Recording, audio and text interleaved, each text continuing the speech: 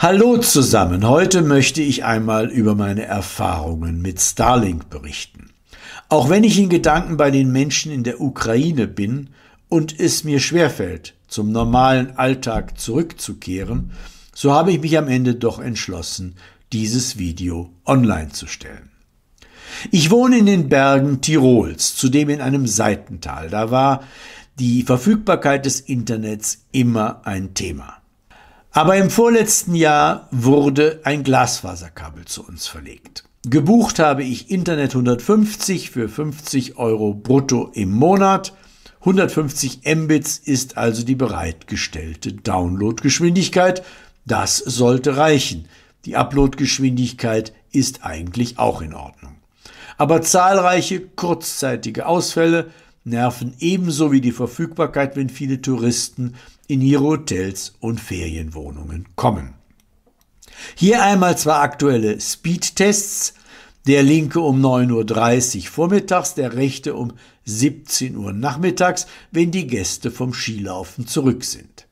Ihr seht, da ist doch ein gigantischer Unterschied. Statt der vertraglich zugesagten 150 Mbits können nur ganze 30 Mbits bereitgestellt werden. Die Uploadgeschwindigkeit ist davon nicht tangiert. Zusammen mit den Ausfällen war und ist das also kein befriedigender Zustand. 7 Monate habe ich zwischenzeitlich einen Starlink-Empfänger. Wie ich das Satelliteninternet von Elon Musk beurteile, das erzähle ich euch nach dem Intro.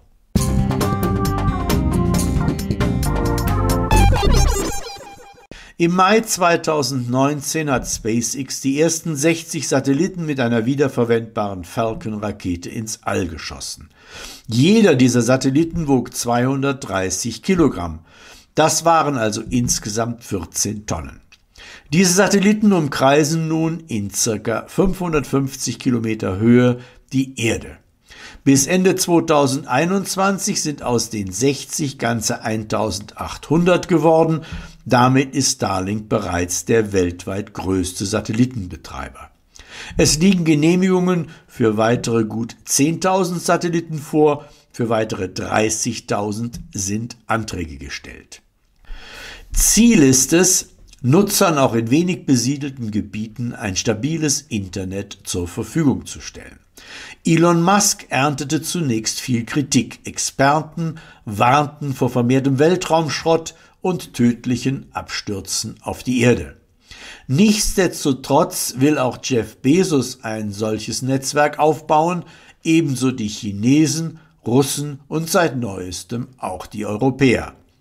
Nach der Flutkatastrophe im Ahrtal war Elon Musk zur Stelle. Das war dann wohl der Weckruf für Europa. Das Thema Weltraumschrott wird offensichtlich unwichtig, wenn es um Wettbewerb und nationale Interessen geht. Derzeit hat Elon Musk eindeutig die Nase vorn. Die USA wurde bereits ab März 2020 mit Satelliteninternet versorgt. Kanada ging im Januar 2021 online, im März folgten Großbritannien und Deutschland, im April Australien und Neuseeland. Ab Mai 2021 ist Starlink auch in Österreich verfügbar. Ich habe es noch im selben Monat bestellt. Es hat aber dann doch bis Ende Juli gedauert, bis Empfänger und Router geliefert wurden. Es muss erwähnt werden, dass Starlink nach dem Vulkanausbruch und Tsunami den Internetzugang für Tonga freigeschaltet hat und auch die Ukraine inzwischen versorgt wird. Das macht die Bedeutung des Satelliteninternets deutlich. Doch zurück zu meiner Bestellung.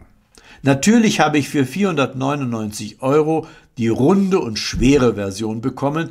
Die leichtere rechteckige Version wurde im November 2021 vorgestellt und wird inzwischen auch an Kunden ausgeliefert.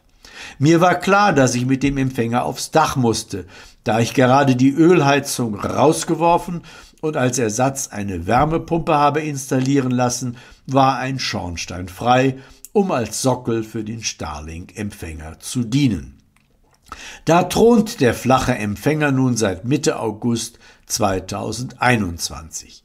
Gespannt war ich auf den Winter, denn hier in den Bergen ist es nachts sehr kalt und der Empfänger muss auch mit jeder Menge Schnee klarkommen. Er hat dann Windgeschwindigkeiten bis 67 Stundenkilometer, Temperaturen von -11 Grad und auch einmal 50 Zentimeter Neuschnee in 24 Stunden über sich ergehen lassen müssen. Und er kommt damit klar, das kann ich heute sagen. Die Internetverbindung stand die ganze Zeit ohne Einbrüche zur Verfügung, kostet allerdings 99 € pro Monat. Ich muss allerdings von einem Problem berichten, das uns dann doch sehr genervt hat. Immer wieder zeigten die Endgeräte an, ohne Internet verbunden. Das dauerte zunächst 5 Minuten, dann auch mal eine Viertelstunde, schließlich 1 bis 2 Stunden bis zu halben Tagen. Am 8.01.2022 habe ich dann den Starlink Support angeschrieben. Nach 2 Tagen kam eine Reaktion mit Lösungsvorschlägen. Die haben alle nichts geholfen, das habe ich dann auch an Starlink zurückgemeldet.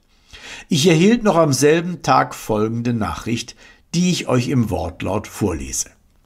Vielen Dank für die Rückmeldung, Falco. Könnten Sie uns mitteilen, welches Kabel locker sitzt und uns idealerweise Fotos der Netzteilanschlüsse sowie der Kabelstecker zusenden? Wir hatten am Freitag kurzzeitig Netzwerkstörungen, welche behoben werden konnten.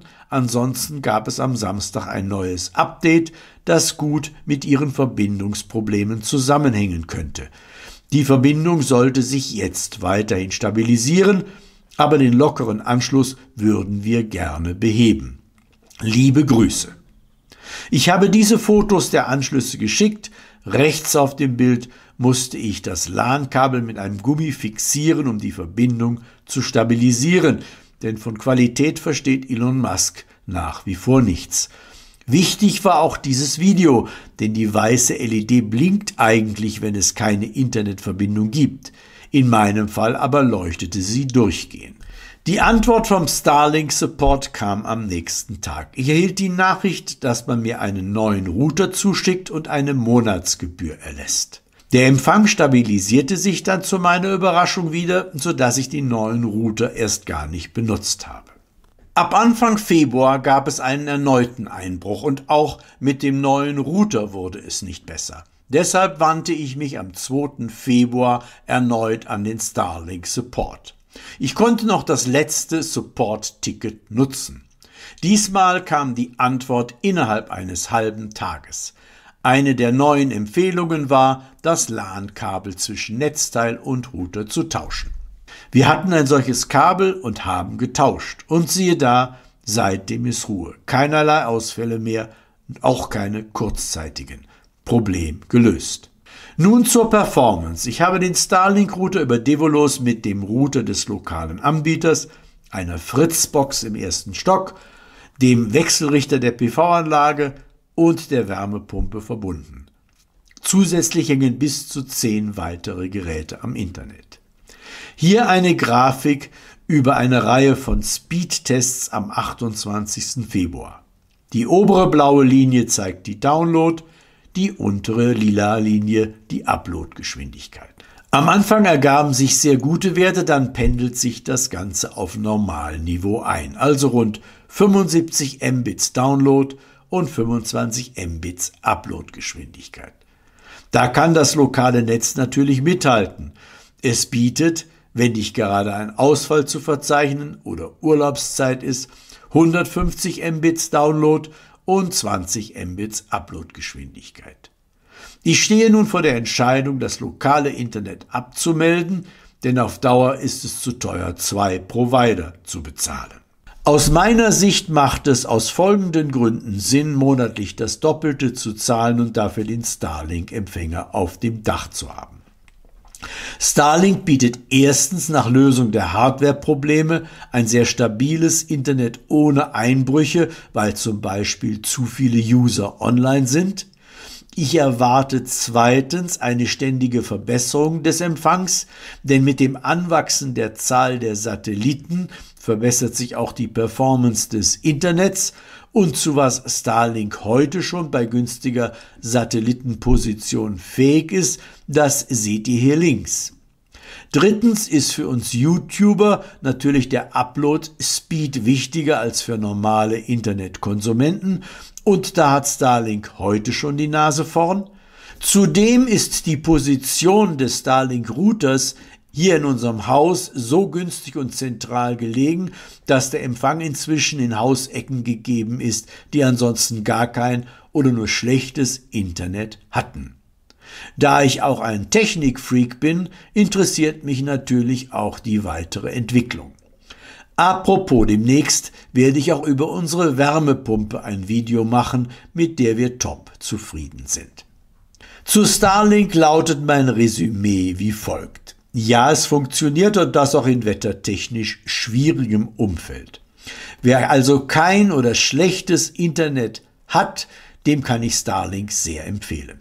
Wer allerdings mit seinem Internet zufrieden ist, über eine ausreichende und stabile Downloadgeschwindigkeit verfügt und am Ende weniger als 50 € im Monat zahlt, für den lohnt sich Starlink nicht. Auch wenn das Internet temporär schwächelt, weil zu viele gleichzeitig im Netz sind, muss das nicht unbedingt ein Grund für den Wechsel zu Starlink sein. Ehrlicherweise muss man noch folgende Hinweise geben. Viele verfügen gar nicht über die Möglichkeit, den Empfänger so zu montieren, dass er freien Empfang hat. Empfänger und Netzteil schlucken viel Strom, ca. 1,5 Kilowattstunden pro Tag. Im Winter sogar noch mehr. Insgesamt sind das 6 bis 10 Mal so viel wie ein gängiger Router. Und es bleibt abzuwarten, wie sich das Starlink-Internet mit wachsender Userzahl verhalten wird. Trotzdem, Starlink ist eine geniale Idee von Elon Musk, die er in beeindruckender Weise umsetzt. Okay, das war's. Ich hoffe, und ihr sicher auch, dass der Ukraine-Krieg bald zu Ende geht. Mein nächstes Video möchte ich wieder in Friedenszeiten produzieren. Also lasst uns die Daumen drücken. Damit verabschiede ich mich. Schön, dass ihr wieder dabei wart. Macht's gut und tschüss.